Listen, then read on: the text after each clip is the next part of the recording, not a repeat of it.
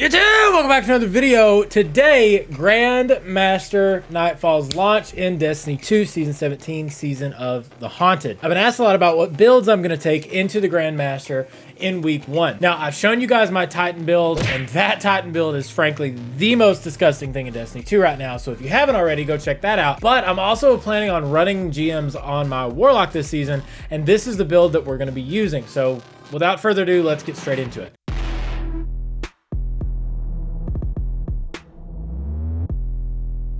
First thing I want to say is that this build is very versatile. If you want to play a support build with it, you certainly can. Or if you want to play Dawnblade specific and do a lot more damage, you can do that as well. So let's get into the subclass first, like we always do. So Dawnblade, of course, you can pick Well of Radiance or Daybreak. Either way will be fine. Now, no matter what super ability you choose, the rest of the build stays the same. I prefer Well of Radiance because I prefer to have that Panic Well option, and I just like having a well in my back pocket just in case. Now with that, we are going to run a Healing Rift, whatever jump you prefer, Incinerator Snap, this is important, and Fusion Grenades. Both of those are important because they both actually apply Scorch, and that's what this entire build is based around. Now, the two aspects you're going to run, one is going to be Touch of Flame because it's kind of the keystone aspect for the Warlock class in Solar this season, which essentially gives you 2 fragments and allows your Fusion Grenades to explode twice, so double the Scorch. Now, the other one, you can choose to pick Heat Rises if you want to, though with the whole rest of the build, it doesn't really matter. I prefer using Icarus Dash just because I prefer the movement of it, but if you prefer to have Heat Rises, you certainly can do that. They both give 2 fragment slots, so it really doesn't matter in the grand scheme, just whichever ability you prefer. Now, the 4 fragments we're going to run, I promise you there is rhyme to the reason because I know these probably look a little different than what you're used to,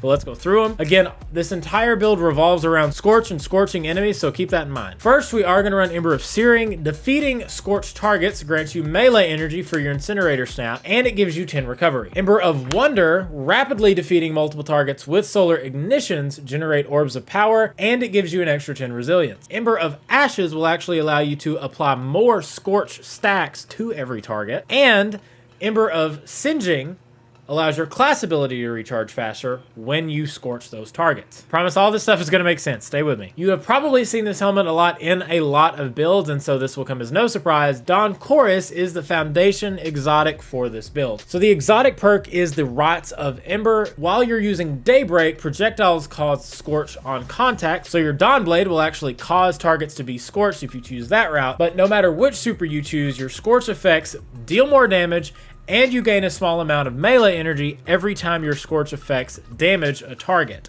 So again, more snaps. You want to run as close to 100 recovery and resilience as possible. As a Warlock, you know recovery does impact how fast you get your Rift back, but with Season 17, they've updated completely how resilience works, and so it is very important on every build. I will have both of these items masterworked going into the GM tomorrow, and so I will actually have 100 resilience and 100 recovery exactly. The rest of this stuff doesn't particularly matter. I really don't care about mobility when I am on my Warlock. You really shouldn't either. And as long as I have all of this other stuff going on, my melee and my grenade are going to be coming back just fine. So let's talk about mods. On my helmet, I have Well of Life, I have Ashes to Assets, and I have a Harmonic Siphon. The Ashes to Assets isn't necessarily important, but I had the room for it, and getting extra super energy because my intelligence is so low on those grenade kills is going to come in handy. However, Well of Life, somewhere on this build, is super important. Anytime I pick up a solar elemental well, I get regeneration for a short period of time, which will benefit and add into keeping my Warlock alive. On my arms, I have Melee Wellmaker because those snaps are going to actually spawn my elemental wells for the solar build, and an Unstoppable Scout Rifle because this build is designed to scorch and absolutely melt through champions during the GM. On my chest piece, and this is a requirement, I don't care who you are, what you ask, what you do, on your chest piece this season, you have to run 2 Armor of the Dying Stars, and I will not take anything else as an answer. On top of that, I also have Elemental Ordnance, again, because I want those grenades and the melees to constantly be spawning wells that feed into my well of life and my font of might. So I'm using a solar scout rifle that I'll show you in just a second. And so all of these wells feeding into my well of life and feeding into this font of might are super important. I also threw on a recuperation because I will be spawning some orbs along the way as well. And so anytime I pick it up, again, replenishes health. And finally, the class item. Now here's where I probably differ from a lot of the other builds that you've seen on the Warlock. I am not using classy restoration. Frankly, I don't think you have to. So instead, I'm actually using revitalizing blast and solar fulmination. And I'll show you how these things interact at the end of the video. But revitalizing blast, when you stun a champion, it causes it to ignite and it completely clears the shield stun. And your ignitions all over, not just with that, but all of your ignitions do increased damage in an increased radius. And I will show you how this comes into play in just a second. Both of these combine into an absolutely devastating champion shredder, and I promise you, you're going to love it. So let's talk about weapons. I do like running Arbalest for the barrier just because, one, it shreds through them, it's super easy to use, and it does a lot of boss damage anyway. I don't have a God Roll Storm Chaser. If you are in my chat at all during my streams, you know that I've been chasing it since it came out, and it just evades me. I can't get a Vorpal or a firing line. If you have a God Roll Storm Chaser, use that. If you have another incredible DPS weapon, use that in your heavy slot. I don't really care. It doesn't matter. I'm using the Storm Chaser, Frenzy, Rapid Hit, which isn't terrible, but it's not the God Roll that any of us are searching for. But I'm telling you, and this is weird also, I am absolutely in love with this Staccato 46 for this build. It has to have Incandescent because defeating a target spreads Scorch around, and that just really like goes into the rest of this build. But with the Unstoppable Scout mod this season, plus this Incandescent, plus the rest of this build, this thing absolutely is incredible. And I'll show you again in a second exactly what I mean. Now for this particular build, I would consider this almost a 5 out of 5 because it also has well-rounded, and I'm constantly going to be throwing grenades and charged melees through this entire thing. And Suros Synergy, I reload this thing like crazy, and so it all works together. This is an excellent weapon for this particular build, and I'll show you again how it all goes together right now. All right, so I'm going to show you just how this whole build really works together. I'm going to try to fit all the pieces into this one lost sector as best I can, but first let me show you exactly why I love this Staccato so much. So when you get that Unstoppable, I mean, it just disintegrates with the ignition. That's why I think that this class item combination of mods is so crazy this season, and you really should consider using them because just, I mean, look at that. It is incredible.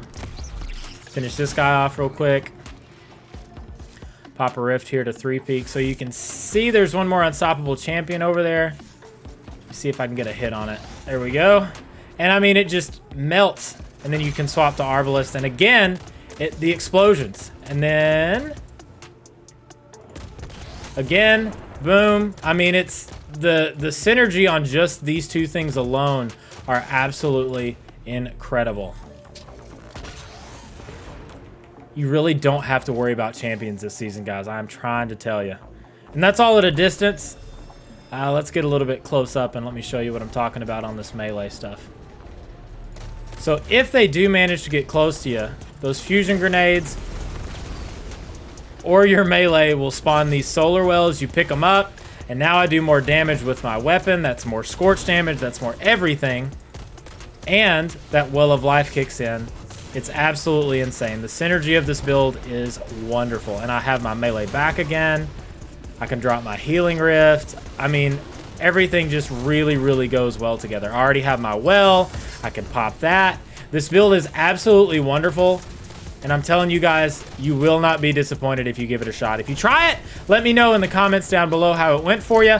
And if you want to see it live in action in GMs, come to my live stream tomorrow right here on the channel. So subscribe, like the video, and I'll see you in the next one.